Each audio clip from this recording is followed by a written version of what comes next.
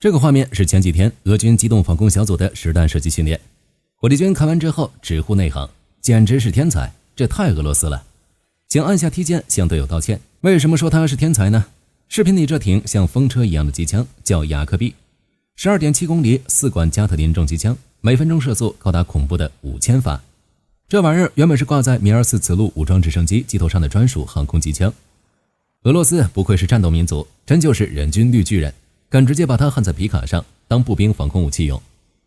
雖然目前為止沒有傳出人員傷亡的信息，但按照俄羅斯的德行，火力軍嚴重懷疑在事後的戰鬥評估中很可能會記錄有人員不幸死於急性銅金屬中毒。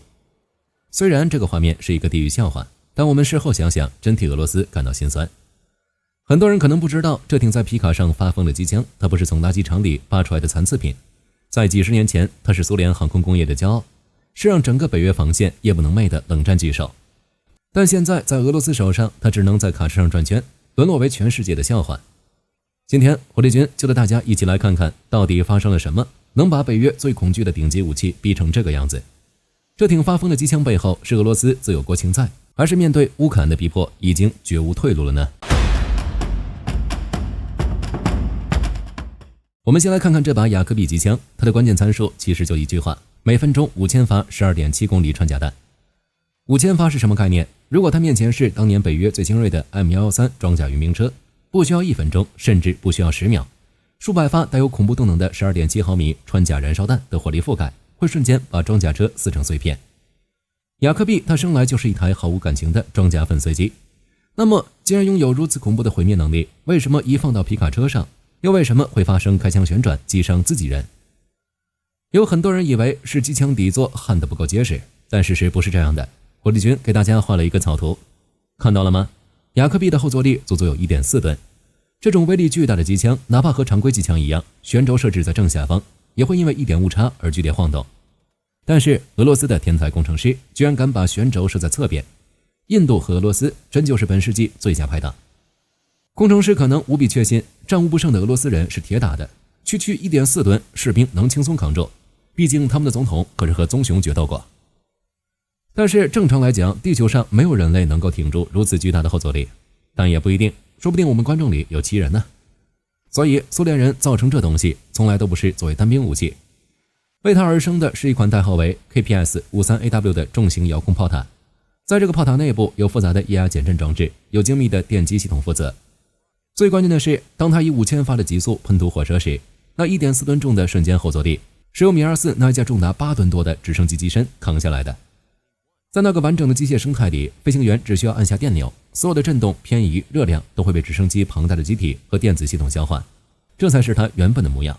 一件高度集成與母體共生共存的末端火力節點。看到這裡，你也許會問，為什麼前線士兵要冒着生命危險去米24身上拆下來，去搞這種滑稽又致命的改裝？米24去哪兒了呢？要回答這個問題，我們得先看看當年的蘇聯的這款直升機究竟是一個怎樣的怪物。如果說雅克畢的問題是離開米24之後才暴露出了自己的限制，那麼想理解這挺機槍為什麼淪落到今天這種窘境，就要先看看它原本屬於一架什麼樣的直升機。如果你有機會站到一架退役的米24面前，你最直觀的感受可能不是先進，而是沉重。巨大的機身、突出的短翼、厚重的防彈玻璃，它看起來不像一架追求靈活性的飛行器，反而更像是一輛裝上旋翼的步兵戰車。而這正是米24最特別的地方，因為在它出現之前，世界對於武裝直升機的理解基本已經形成了一套固定模式。美國人在越南戰爭中證明了一件事，直升機可以徹底改變地面戰爭，但問題是不同任務需要不同平台。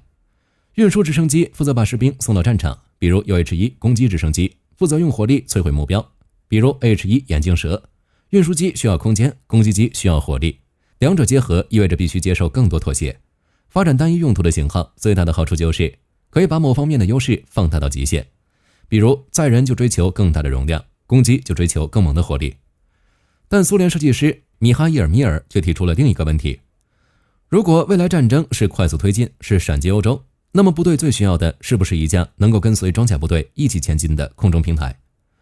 它不只是負責運輸，也不只是負責攻擊，而是在突破戰場的時候同時提供火力和兵力支援。蘇聯人最喜歡的就是這種大融合術，你還不能說它不好用。蘇聯設計最大的亮點就是剛造出來的時候很猛，缺點就是沒有任何進步的空間。就像是蘇聯一直在幼稚園裡稱王稱霸，美國在班裡拿他毫無辦法。但是當美國讀了大學，還抽空學了跆拳道，回過頭一看，蘇聯怎麼還在幼稚園吊着奶嘴呢？於是米24誕生了。他從一開始就不是為了成為一架傳統攻擊直升機，他想解決的是另一個問題：如何讓一支突擊部隊在最短時間內帶着足夠的火力出現在敵人防線附近。所以在米24身上出現了很多看起來矛盾的設計，兩側短翼掛載火箭彈和反戰車飛彈，機頭安裝雅克 B 4管机槍。但在這些武器背後，它的機身內部保留了一個能夠搭載8名士兵的艙室。這意味着蘇聯設想中的突襲歐洲，米24可以低空高速突入，先用機炮和火箭彈壓制目標，隨後讓步兵進入戰場。飛機負責突破，步兵負責站定，兩者在同一個平台上完成銜接，這就是米24最核心的理念。當然，想做到這一切並不容易，但米哈伊尔·米爾還是有人情味的。為了讓它能夠在低空環境下生存，增加了防護能力。駕駛艙周圍採用裝甲保護，關鍵區域使用鈦合金結構，厚重的防彈玻璃也讓飛行員擁有更高的生存概率。看到這裡 ，T90 和 BMP 的設計師罵罵咧咧地退出觀看，還點了一個不感興趣。為了戰力最大化，他們一個扣掉 S 鍵，一個焊死逃生門。但對於米24而言，增加装甲意味着重量增加，意味着發动機需要承擔更大的壓力，意味着整個系統需要做出更多取捨。對於坐在前座的飛行員來說，這些重量代表的是一件好事。當他們貼近地面飛行，面對敌方炮火時，會多出來的一層防護。所以在70年代和80年代，米24成為了蘇聯空中突擊力量的象徵。它並不是因為沒有缺点才成功，而是因為在那個年代，它解決了當時戰爭中現實的問題。也正因如此，北約國家对米24保持了高度關注。在冷戰時期，美國等國家曾通過 CIA 和各種渠道獲取米24相關資料、樣機和残骸，並對它的裝甲、防護結構進行研究。他們想知道這架直升機到底如何在戰場上生存，又該如何擊敗它。但是正如我們之前說的，蘇聯就是一個固定等級的 NPC， 還是會隨着版本更新下線的那種。北約研究米24的時候，關注的是如何擊穿它的裝甲，如何防禦它的火力。但他們沒有想到，改變米24命運的并不是某一种更强大的飞彈，而是整個戰場環境正在慢慢發生變化。曾經保護它的裝甲依然堅固，曾經安裝在機頭上的雅克 B 依然擁有驚人的火力。